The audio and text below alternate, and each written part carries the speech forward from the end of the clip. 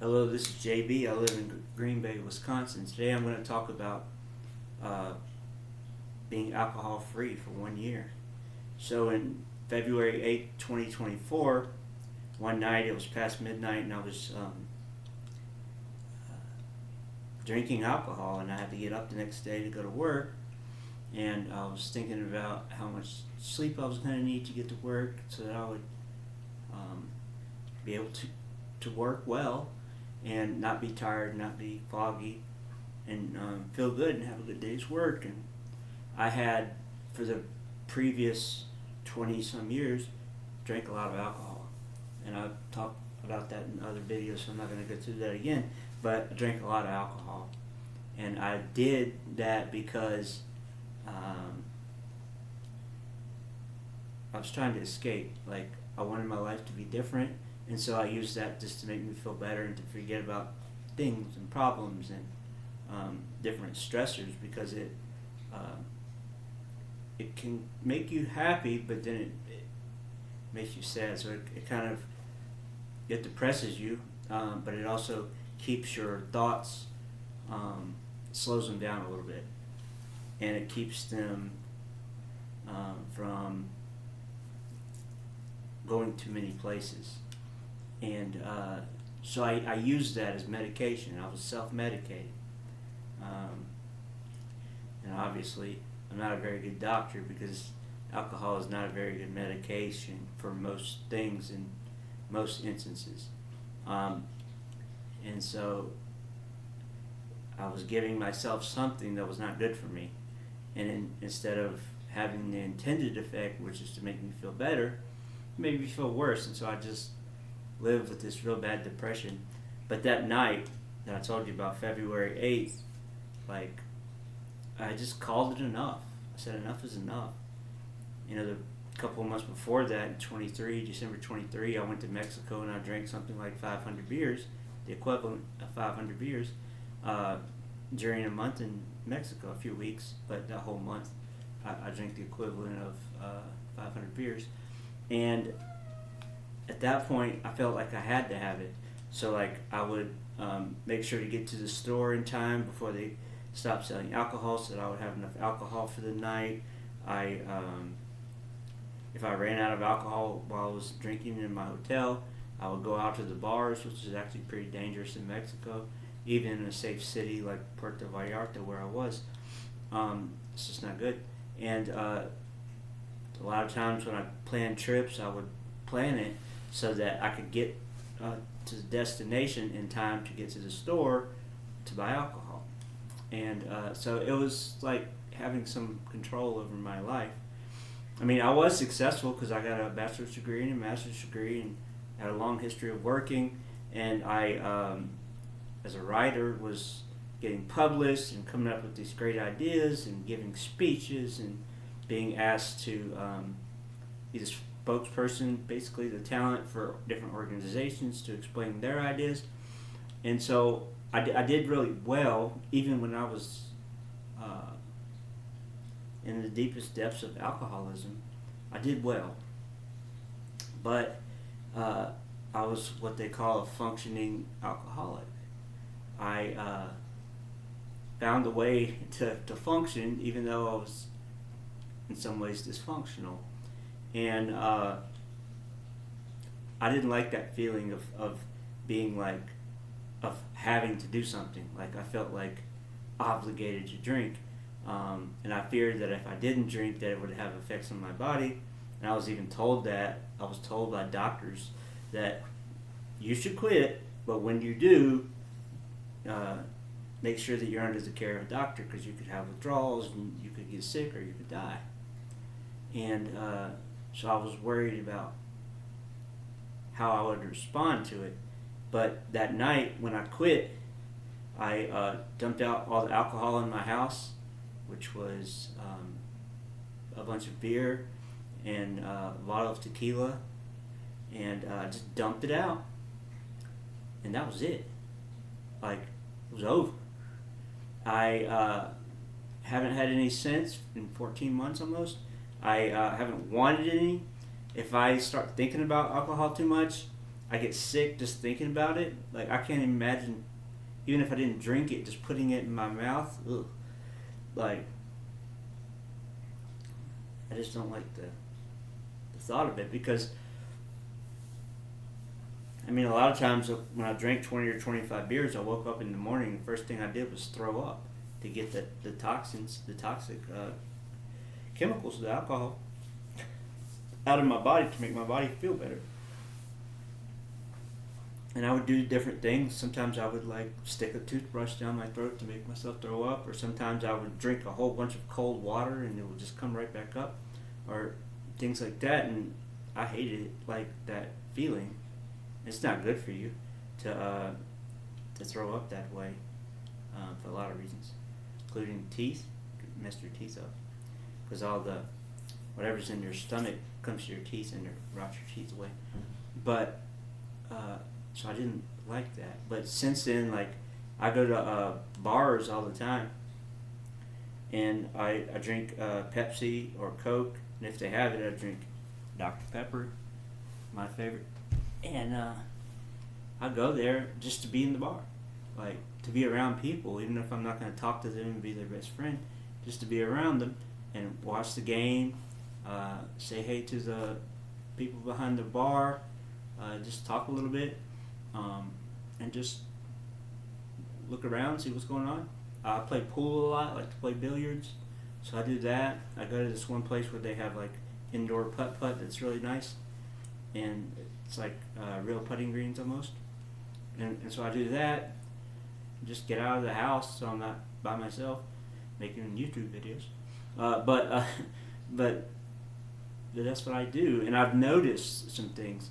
Well, the first thing is that they told me, yeah, you need to quit, and when you do quit, your health is going to get better. You're going to feel better. You're going to have better brain health. You're going to be more relaxed. You're going to be more confident, all this stuff. And then, like 5 months after I quit drinking, I got a brain tumor. I actually had it for up to 10 years before, but I found out about it. And so I used to joke, like, you know, they said as soon as I quit, I'm going to feel better, and then I got a brain tumor. Good job. But yeah, so there was that. And but I have noticed that since I stopped drinking, my brain, I guess since the tumor is gone and because I'm not drinking, my brain does things that like amaze me. I'm quicker, so like in conversation, I can reply quicker and more effectively. I come up with ideas. I'm able to write and speak better than before, and I was really good before, really good. But I'm even better now. And not all the time, but most of the time I just feel better. I'm happier, more relaxed, and people tell me that too. People in my family who know me, they say you're different, and they say it's good, and I'm sure it is for them. And so, yeah, like, I don't look down on anybody that drinks. I don't say, oh, I quit and you're no good because you drink. I don't do that. Because here in Wisconsin, drinking is part of the culture. Like, they have alcohol at every event you go to just about, except AA. And, like, I don't go to AA, but people do. And, like, at the football game, the whole reason for the game, or the whole reason to go isn't just to watch the football game, even though everybody loves the Packers, is to drink. And they say that, like, they've done different studies, and they say that 17 out of 20 most drunk or drunkest cities in the United States are in Wisconsin. And that's probably true, but they base it on how many bars there are and how much alcohol is sold and how many people say that they drink, and probably other things like how many DUIs people get. But it's a really big part of the culture here, and like sometimes, I mean, most of the time, people are very understanding. Like when I go to the bar, they're like, okay, this guy's gonna have a Pepsi, good for him. And they don't say, oh, why aren't you drinking a tequila, or why aren't you drinking whiskey and beer? They just, that's fine. And I tell people sometimes, I say, I'm never going to come in here and ask you for alcohol. But if I do, say no. Say, the door's there, bye. And they'll do it. They say, thanks for telling me. That's good information. That's good to know. Like, if that happens, I'll do that for you. And it's not like they're mad that that I would want to buy alcohol, because they want to sell alcohol. That's what they exist for. But they don't want to do it so bad that it hurts somebody else. It hurts me, and so they'll help you. And like, I've done that at alcohol at stores too that sell alcohol. I go in there and I say, like, there's a Mexican store that used to be near my house, and I say, hey, my friend, in Spanish, hey, my friend, if I ever come in here and I try to buy alcohol, just tell me no. Don't sell it. He said, no problem, I'll do it. And so people are helpful. And like, there's this thing, I forget what they call it, but it's at the Packers Stadium, Lambeau Field, where it's a sober section. So people who don't drink, they can go sit there and be around other people who don't drink, and so they won't be tempted. I don't need to sit in that section because I don't get tempted. But it's good for people who might, who are like still really bad addicted and who still need it. So it's good for them. There are, and like, there's AA, like I said, I don't go to AA, but there are different organizations like that, and therapists and doctors that encourage people not to drink and try to give them assistance as they quit. So, and obviously the police don't want people getting drunk and making bad decisions, and so they obviously support that. And generally, a lot of other organizations support it because I'm single, so most of the time the only person I hurt was myself, unless I said something to someone else, in my family or something, just rude. I didn't harm anyone.